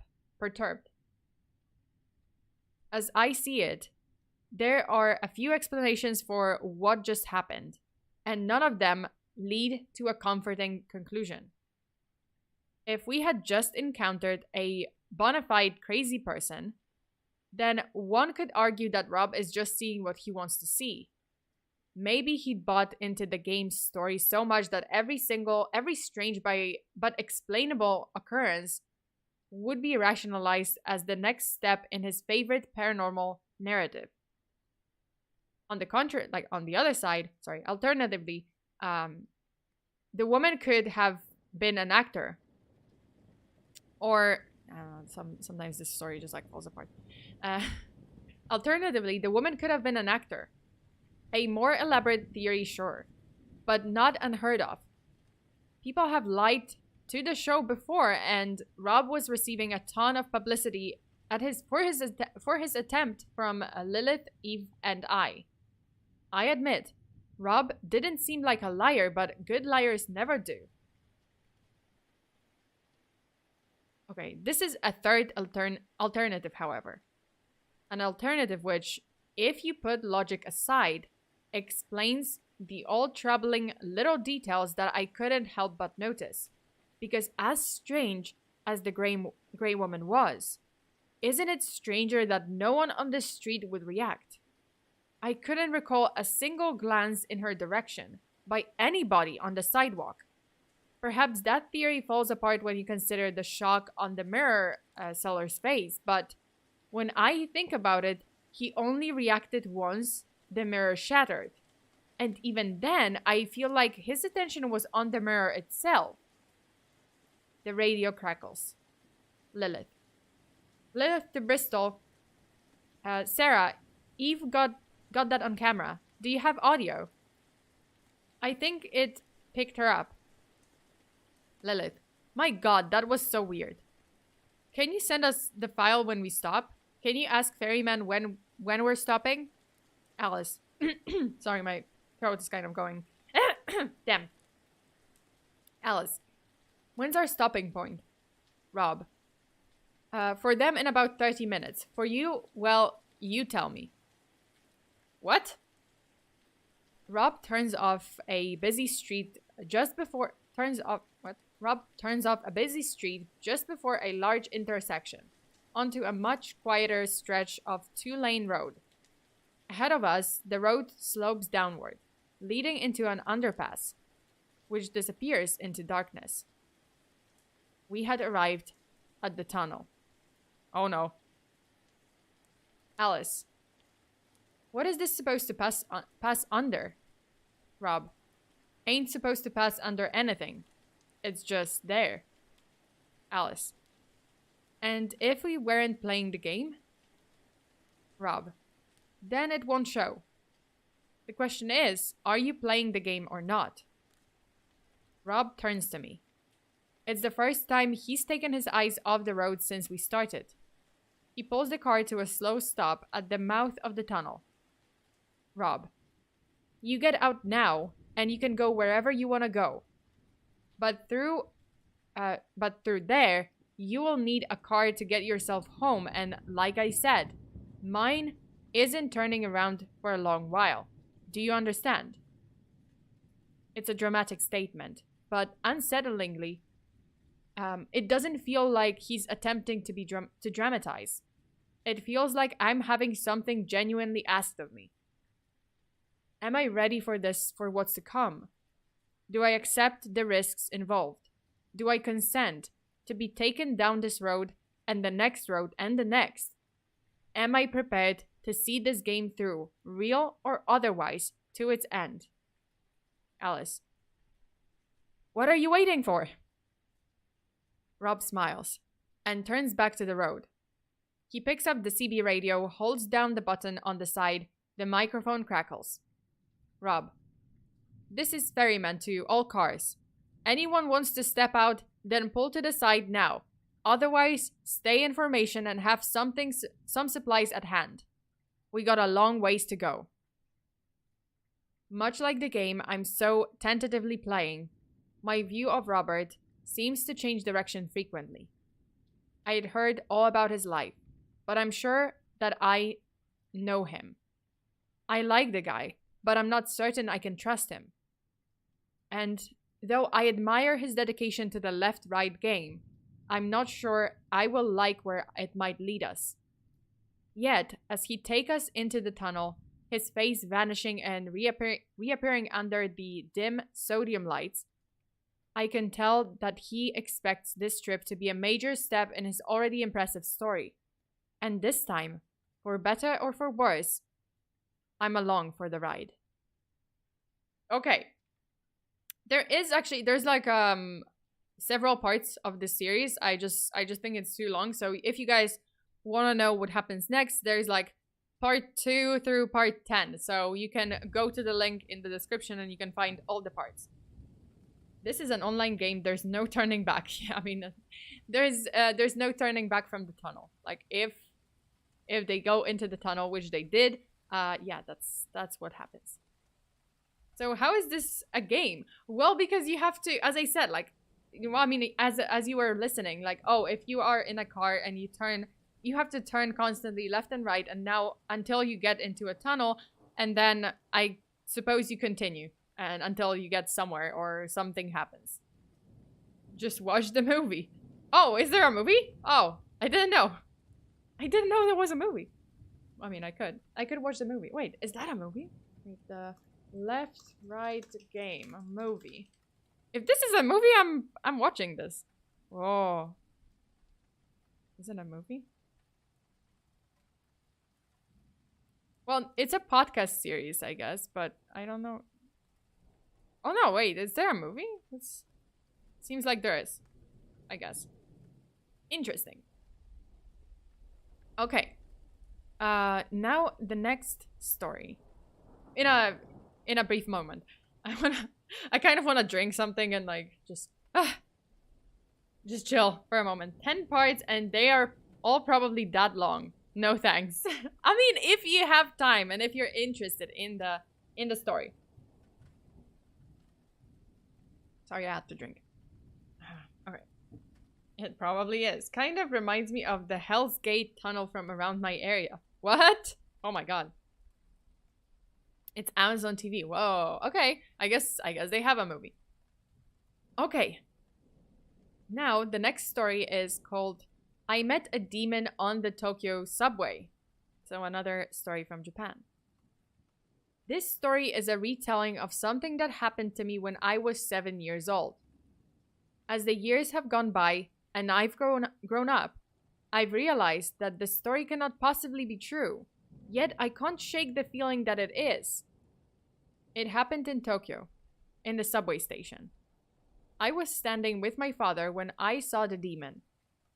A monstrously tall and furry creature with leathery black wings and a snout like an antler. Wait, anteater. Antler. Antler is something else. I was like, antler? Also, poor person. It's probably a cosplayer in Tokyo. There's like so many cosplay conventions in Tokyo and around the area. Come on. They were probably cosplaying someone, I don't know, Diablo game or something. And then the kid just like sees it and it's like, oh no. Was she nice though? I mean, okay. Okay, furry creature with leathery black wings and snout like an anteater. I must have stared at him for close to 10 minutes before he finally spoke, in a soft mutter that was clearly intended for his ears only. I'm telling you, it's like some poor cosplayer. Can't be true. Until it was. Okay. Demeaning rope. Alright, I'm calling it now. Y'all, I gotta go. Take care. Okay, take care and have a good night. Tokyo Subway, not a surprise. Them things be crowded as fuck. I mean, they literally have people whose sole job is to shove you into the train. Yeah, I've experienced that. I mean, when I lived in Tokyo, like literally the rush hour of the morning and evening. God damn. I was actually in Tokyo. When was this? Was it in December? Yeah, I was in Tokyo in December and it was like just as I remember. Like it was like weekday and I was just going to Shibuya or somewhere to the central area and there were so many people that I couldn't, like I had to literally wait for the next train because like some people were like pushing inside or, were pushed inside. Like, squishing like sardines. So I was like, nah, it's okay. And there is quite a few cosplay conventions in Tokyo, like, around the year. There's the Tokyo Game Show. There's the Comic-Con. Well, Comic-Con. Wait, is it Comic-Con? What is that? Or Anime Expo? Was it? I don't remember. I think it was. And then there is quite a few. There's like, I went to Ikebukuro Halloween Cosplay Fest. And it's also another one. Hated it. I grew up in Japan. Yep. See, and the subways were just cringe. See, yeah, you understand. Arashi, you understand. Yeah, but I went there like in December, and I lived in Tokyo for a while, and yeah, it was terrible. Like the morning rush hour and evening rush hour, and sometimes, well, now it was crowded because mini story within a story. It was crowded now when I went to Tokyo because Japan like just opened to tourists in November, I believe. So everyone just went there. December, everyone was there. And Akihabara Fest. Yeah, wait, was it? Oh yeah, there's like a Akihabara too, but I went to Ikebukuro. Was it? Ikebukuro Halloween Cosplay Fest, yeah. Yeah, Ikebukuro Halloween Cosplay Festival. I went to that one.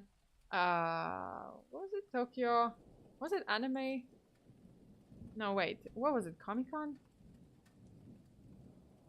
Was it Comic-Con or was it... There was like another one. I think it's Comic-Con. Yeah. It's Comic-Con. But there's also Tokyo Game Show and all that. A lot of them. Okay. Electric City. Oh, Electric City and Akihabara. Yeah, okay. Where was I? Cosplayer. I must have stared at him for close to 10 minutes before he finally spoke in a soft mutter that was clearly intended for his ears only. This human is creeping me out, he said. It almost looks like it's looking right at me. I am looking right at you, I said. The demon nearly jumped out of his skin. You can see me? He asked. Yes, can't everybody? No, not unless they're in the 5th dimension. Am I in the 5th dimension? I asked. Your mind must have slipped over here by mistake. What were you thinking about before you saw me? I thought for a moment and then grinned. Trains. Oh, well, trains are the link between our dimensions. It's like a plot for an anime. I guess your mind must have just wandered over here. Either that or you're going crazy. Well, I hope I'm not crazy, I said. Being crazy is a good thing in the 5th dimension, the demon replied. I laughed. Do you have subway lines in the 5th dimension? I asked. Of course, he said. How else would we get to work? What? This is an anime plot. What's happening? You've got wings, I said. Yes, but who wants to fly? I want to fly. Taking the train is so much faster. Wait, is it? And if I fly to work, I'm all sweaty when I get there. I guess it's like running. So what do you use your wings for? I asked. I put them over my head when it rains. What? That's lame. Can I see? I asked. Sure. Wow, this demon is like some, I don't know, it's like some nice demon. Demon Densha. the new upcoming anime 2023. Demon Densha. Seriously. Okay. Kimetsu no Densha. Or something. Okay. Akuma no Densha. Cause anime. This creepy story just became an anime. I know, right? Like, I was just kind of reading it and I'm like, that's how animes nowadays start. It's just like weird. Or, oh, the demon, you know, the Mao is working, well, Mao, like, Demon King. Demon Lord working at Starbucks or McDonald's. This is some wholesome demon shiz. Okay. So what do you use your wings for? I asked. I put them over my head when it rains. Can I see? I love how the 7-year-old kid is just like, can I see? Demon? Sure, the demon said. My hair blew back as he swooped his enormous wings over his head. I laughed again. You're funny, I said. Don't say that to a demon! The demon laughed too, but then his expression changed. Are you okay? I asked. You seem sad. Yes. Yes. The demon replied, not looking at me at something behind me. Say, would you like to see a magic trick? Okay, stupid kid. I'm sorry, but it's just like kids. Like, oh, you're a suspicious person. Would you like to see a magic trick? Okay. Or like, oh, do you want me to give you a lift? I have candy. Sure. Stupid kid. The demon reached up and tugged a big rainbow handkerchief out of his snout. He must have pulled out 20 feet before he ran out. That's funny, I laughed. But I stopped when I realized I wasn't holding my dad's hand anymore.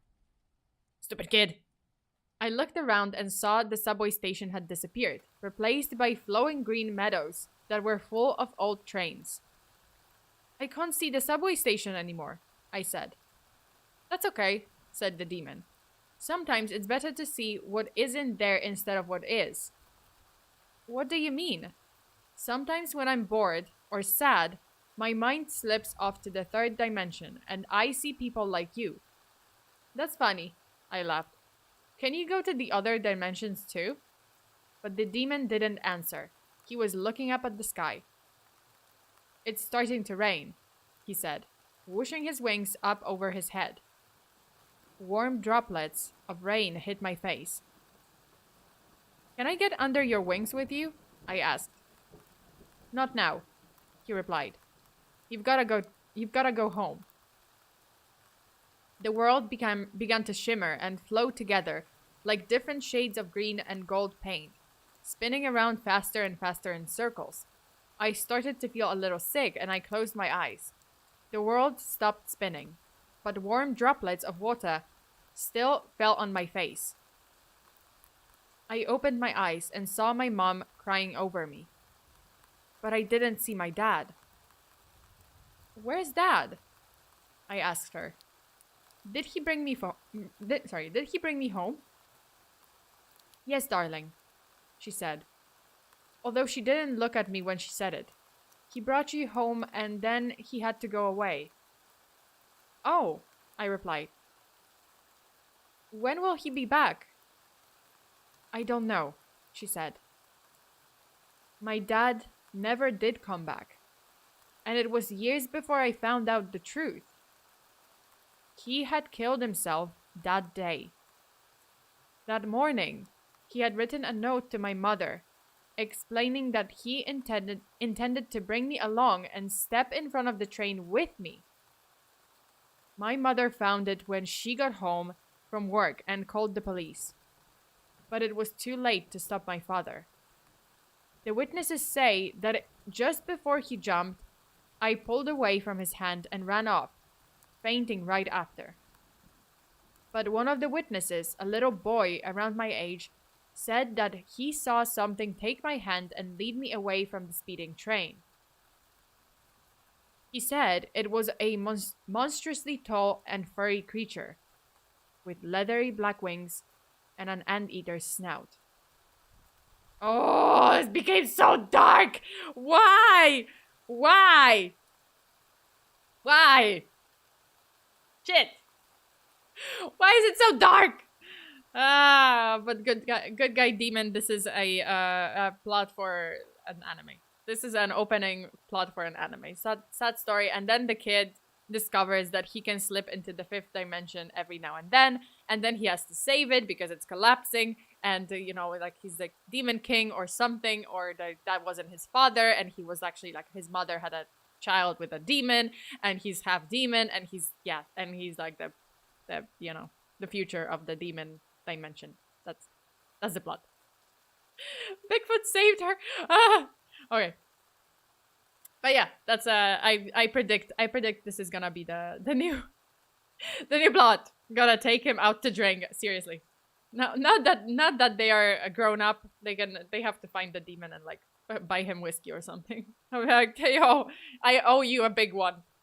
Drinks are on me. Whenever you kind of like, whenever you stop by in the third dimension, the human dimension, drinks on me. It's still like an anime to me, seriously. So that's how it starts. But yeah, okay. So that's actually it for today, because my throat is kind of dying. I don't think the actions don't match that of a demon. I guess. I mean, yeah, it's maybe a good demon, or maybe like his real father, and the human father, just I don't know. He had issues, and there's some kind of drama. I can sense the drama behind it. Damn, that's one hell of a surprise. Nope, not going there. Fuck that. That's too damn dark. I need a flashlight. Yes, that was. I have to say that really turned dark, super dark. But that is it for today. After what all was said, and this story somewhat, if I ever go to Japan, remind me to rent a car. Yeah, but you have to remember that in Japan you drive on the left side. Everything is, like you drive on the left and the steering wheel is on the left, on on the right side of the car. So I guess you have to just get used to that. If you don't mind it, then it's fine. Not all demons are evil. Yeah, I mean, some demons are, I guess not. The anime demons are not. Off the topic, today's Fat Thursday for some of us. Do you buy or make some donuts for today? Oh yeah, it's before, Jesus, before Easter. Isn't it Fat Thursday? Before Easter? I'm probably gonna eat something. Probably gonna eat something, you know, sugary and, oily. As per tradition. I hear you get used to it fairly quickly. Yeah, I did drive in Japan for, you know, a couple of months, but like I literally just passed my license, and in Poland we drive on the right side. So, but it wasn't that, yeah, it wasn't that bad. Like it was, yeah, you get used to it pretty quickly. It's like a story I would see on Gegege no Kitaro. Oh yeah, that kind of thing. Okay, excuse me? Yeah, Fat Thursday. It's a tradition. I don't know, like it is a thing in Poland too. Oh, Wednesday here. Okay, so for me it's Thursday. What's Fat Thursday? Okay. Let me read it. Fat Thursday. I kid you not, this is a thing. Fat Thursday is a Christian tradition in some countries making the last Thursday before Lent, and is associated with the celebration of Carnival. Because Lent is a time of fasting, the days leading up to Ash Wednesday provide the last opportunity for feasting. So there's fasting and there's feasting. Feasting, including simply eating forbidden items until Easter. So now we have the feast period. So today is like, oh, okay, so the popular, like in Poland, the all national dishes very popular in Poland for Fat Thursday are pączki, which is like the donuts. Yeah. Donuts. And they are very fatty. And yeah. Let me show you pączki. Because pączki are great. Polish pączki. Pączki. They are pretty fatty, and they are pretty like sweet and oily, and yeah, like they're like very, you know, they're not good for your body. They're definitely, you know, if you, but on like today, basically on Fatty Thursday, you can eat however many you want, and then get a, you know, diabetes. Donuts. Yeah, these are kind of like deep fried, and yeah, they're pretty awesome. They're pretty dope. But yeah, you can eat as many as you want until you get diabetes that same day. So stuff yourself before you starve yourself. Yeah, that's exactly it. Like, oh, you can, you know, you can eat to your heart's content today, and then it's the fasting period before. Is it? Did I get it right? Yeah, before Lent. So before fasting. So today is like feasting. You're not actually fasting. Yeah, I know. We're not. Please. Yeah, I mean, in Poland, it's just that no one's gonna like, you know, there's not gonna be like fiery rain of apocalypse if you don't fast. But yeah, you know, like, oh, it's a tradition. So basically, we eat normally, and then on Thursday we eat even more. We eat a little bit more and a little bit worse, and then we go back to just like normal eating. Diabetes. Right? Yeah. I'm not gonna fast for like until Easter. Come on. Also, I'm not, you know, I'm not really religious. So yes, I was born and raised as, you know, like in a Christian family, but we were very like, you know, we weren't very strict. Like my parents, my mom, my grandparents are not like super strict about it. So like I'm not religious anymore. I unsubscribed. Which still I respect, you know. Again, like I say it a lot, but like, oh, I respect you know, people's religion. Like if you are religious, you know, all power to you. Like I'm just not. I don't think, like, it's just kind of, oh, I felt kind of like, oh, you know, it's not fair for me to, well, yeah, it's just kind of like, oh, you know, I could attend church, but it wouldn't be genuine because I don't really believe in it. So, you know, I just don't. But I treat it more like tradition in Poland, like the holidays and stuff, because my family just kind of follows it as a tradition. Just, yeah, that's it. That's pretty much it. We just like treat it more like Polish tradition than religion. Been fasting for the past 4 weeks. It sucks. Oh Jesus, Eduardo, why? Why do you do this to yourself? Eat. Listen to a VTuber. Listen to an anime girl on the internet. Eat. Well, eat healthy. Yay, Lent. Yay. Fasting sucks. Hey, well, we're on the topic. Does anyone know what the quote, Coke after Lent? Coke after Lent? Get high? After fasting? Die sooner? I don't know. What does that mean? The Rapture Queen, hi! Hi, hello. How are you doing? And welcome to the stream. But yeah, we're almost done. I'm sorry, but Silverjack just said Coke after Lent. And I'm like, why are we doing Coke? Are we doing acid? What are we doing? Don't do drugs, kids. Stay in school, you know, until you have to go to college, and then you can like decide if college is for you. If not, don't go to college. Don't waste that money. You can actually have a very nice career and very nice life, even not going to the college, because college is not for everyone.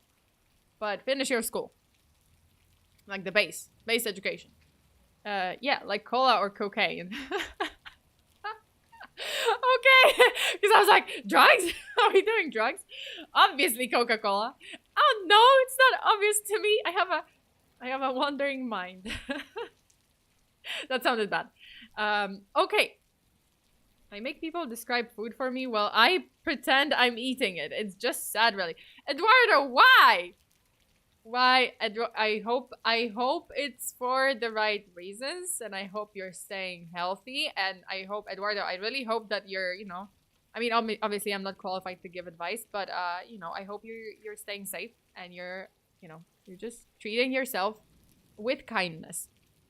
But yeah, if you know, just please stay safe, please be healthy, and just don't starve yourself, okay? Like, just trigger warning, but like, don't, you know, I hope you're taking care of yourself, Eduardo.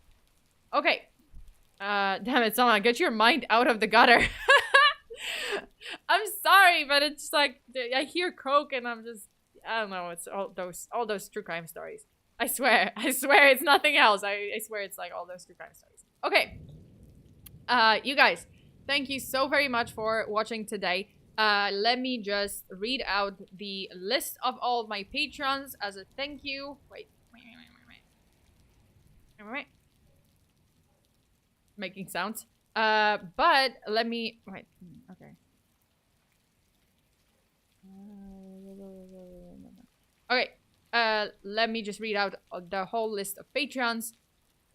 So, Colonel Turtle, Tyrant Kitsune, Scholastica, CW, Esau, IDK Bacon, Rudel Genudel, Windstorm555, Ian, Bubak, Kronos, Hex Gengar, Eric, Leonovsky, Kanta, Gon Puppy, Christopher McCanns, Kaf, Sienna, Anwen, Chris, Hopeful Space P Taco, Bright Slap, Follower of the Twin Goddesses, Game Leader, Lost Nemesis, Pistol Disco, Chris, KFP Feather, Cumber, Guac.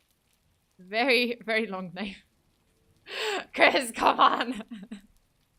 DMJ 2000, it always cracks me up, I'm sorry. DMJ 2004, Mr. Ridgway, Anthony Vivenzio, Silverjack, Chris, I Might, Christopher Holgate, Mafshishi, Nicholas Holly, The John Active, Ketsuya, Forgotten Wraith, Moosemon, General Grievous, Eric Eric Verastigay? I'm sorry if I mispronounced it. Mr. Holmes and Mark McCarley. Thank you so much, you guys. Those are my Patreon members, so you guys, I greatly appreciate your support. We will have a hangout for Ruby and Diamond patrons this week, this Saturday. And then next week I will have a Patreon only stream, and I will have another hangout with Platinum, Ruby, and Diamond tiers on the 25th of February, and we're gonna play some game. Or just do like just chatting, and hopefully I'm gonna, you know, I can stream it here on YouTube. But yeah, there's gonna be another case on Patreon next week. There won't be one this week because I have like a lot of stuff to do for the hangout. Like, I wanna, you know, it's gonna be the hangout week. Next week is gonna be the hangout week and the Patreon stream week, and then yeah, and then we have some more stuff coming. Zach, I was referencing to the, oh, wait, okay, I'm lost.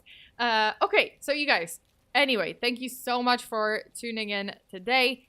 Stay safe out there. Let me just show you my new schedule. So this week's schedule is as follows. So today was full body chills.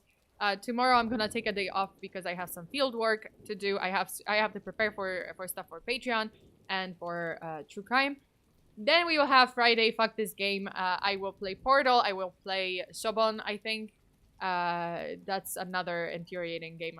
I'm gonna lose my shit. Saturday Patreon hangout. So we're gonna play games. Me, Ruby, and Diamond Pierce. And then Sunday true crime stream here on YouTube. So if you guys like this video and like my content, please do hit that like button, subscribe to this channel if you haven't already, and hit the notification button to be notified whenever I appear in my little dark corner of the internet with a new episode and new stream. Fuck this game stream. Yeah, let's go. Oh my god, I'm gonna lose it a little. Oh yeah, Portal. Yeah, I'm gonna play Portal, and I'm gonna play possibly, like, I should do like another separate stream for this cooking game, because I was going to do that also during the Valentine's Day stream, like the cooking simulator. I just have to do that on a different occasion. Okay. Hugs for Sona. Yeah, hugs for you, Eduardo. Thank you so much for being here. Shit, I already caught the tail end of the stream. Triple A, no! Yeah, we're done. Have a good day, everyone. You have a good day as well. Okay, so just a reminder, this week, Saturday, it's Ruby and Diamond tier hangout. And then next week on Saturday, February 25th, it's gonna be Platinum, Ruby, and Diamond tier hangout. I will actually, like, if we play a game which can have more people, I'm gonna post, you know, the access code on, on Discord. So, for example, like, if we play Don't Starve together, I would love to play that game, actually. Like, it's been a while, but I would love to play that game with my Patreons. I'm gonna post the access code to the game on, you know, on Discord, and then you guys can join. Like, all the Patreon members can join. But yeah, stay safe out there. Always lock your doors and windows. Bury your haxes. Until the next time. Bye.